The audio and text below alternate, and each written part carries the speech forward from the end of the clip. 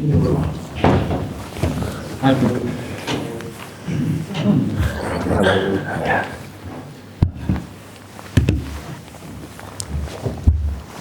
guys, I've been live in the broadcast section.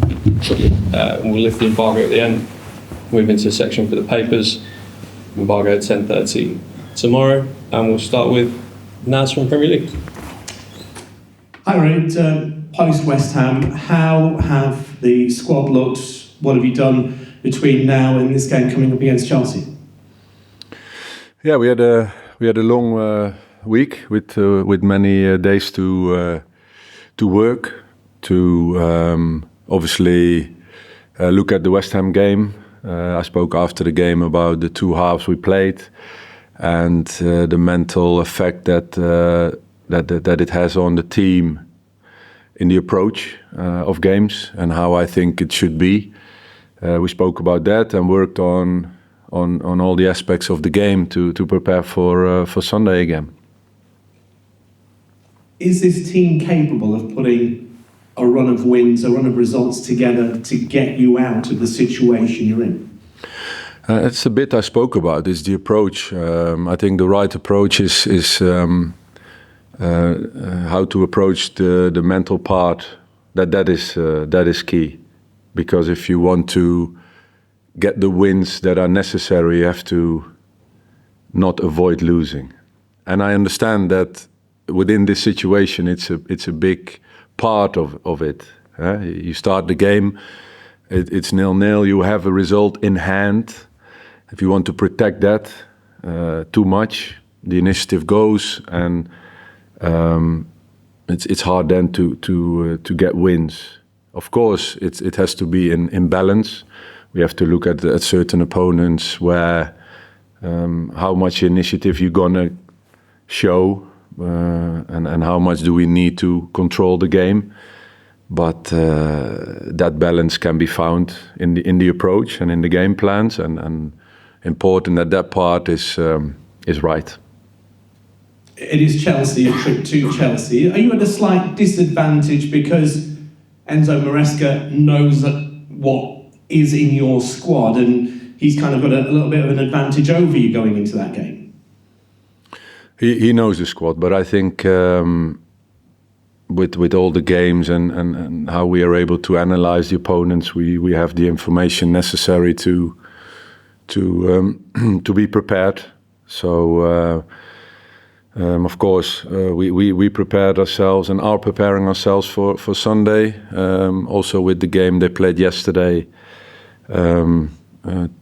part of that, and we'll be ready for Sunday. And just finally from me, are the games now all with 11 to go must win or must not lose?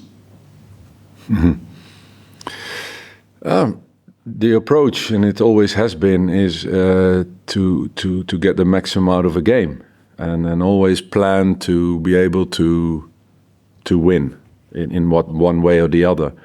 And if you can't win, you want to protect the result in the end. That's how depends on how the game goes.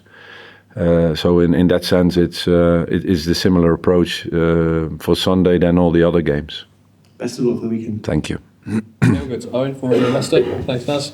Hi, Ruud. Just wanted to look at your availability ahead of Sunday. How is Rio Koulibaly doing after missing the game against West Ham? Yeah, no, he's fine. He had some little bits, but as expected, he trained, and he's we have today and tomorrow to train, but for now he's available. And any fresh injuries ahead of the game this week? So far, no. Good. It's obviously been quite a long time from West Ham to Chelsea relative to the normal Premier League schedule. Has it been beneficial for you as a coach and the rest of your staff to really work with your players during this time? Yeah, you have to take advantage of this time, and we had 5 sessions, 5 days together here, including today and tomorrow, to prepare for that game within the schedule. So those seconds, every second we use, but we always done that. and to work with the team. Of course, you have to recover from a bad result and rise again. But this team is capable of doing it. We're not the only team in this situation where we have to deal with loss after loss. The more teams are doing that around us, so we have to make sure that we are ready again for Sunday. In those 5 sessions, what were the key elements you wanted to focus on? No, we have our planning on our development in our own game model, and then of course we prepare for the opponent. So we look at all aspects of the game to work on the offensive bit, on the defensive bit, on the transitions, on set pieces, individual development of players. So the week was planned as always. I wonder whether, because your side currently have the lowest XG in the Premier League at the moment, and we've spoken about chance creation and those kind of things before, has that been a focus of creating better chances, and how have you tried to do them? No, we always look at that, and I think we had a spell where we created quite a bit, and we couldn't finish the chances. And over the last period, we didn't create as much as we wanted. We also looked at more defensive organization to be able to defend better, to give less chances away. Of course, it's a balance. If you go too offensive, you concede, and if you go too defensive, you don't create, and that's a challenge. You told us before that you know Enzo Maresca from your playing days. What will you be expecting from him and his Chelsea side on Sunday? No, it's clear. I also watched the game yesterday, how they play, the approach, the squad they have, the quality they have, the fight they are in now to qualify for the Champions League. So no, we know the task ahead is big for us, but we'll do everything possible to get a result. Differently to your XG, Chelsea have the second best in the Premier League. How big of a focus do you have to put on stopping that at source, I wonder, because they're clearly very good at creating high quality chances?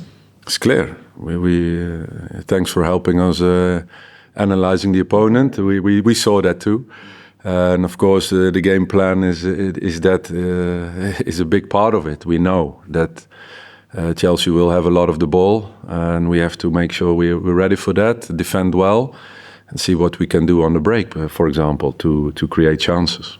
Just finally, I wanted to ask about Jeremy Monga. Been lots of reports this week about his future and where that might lie. Is there anything you can tell us about him at the moment? Yes, he's part of our training setup, as you know, on the days that it's possible for him within his school program. Of course, his games in the under-21s, playing for the national team, did very well at the under-16s for England as captain and scored. So we follow his program very closely, and within that he's training with us. Of course, the priority is to get him and to keep him at the club. Conversations are in the past have been there with myself and the club and Jeremy, his agent, and his family. Presented him the plan that we have for him, and it's ongoing. So we do absolutely everything we can to keep him here.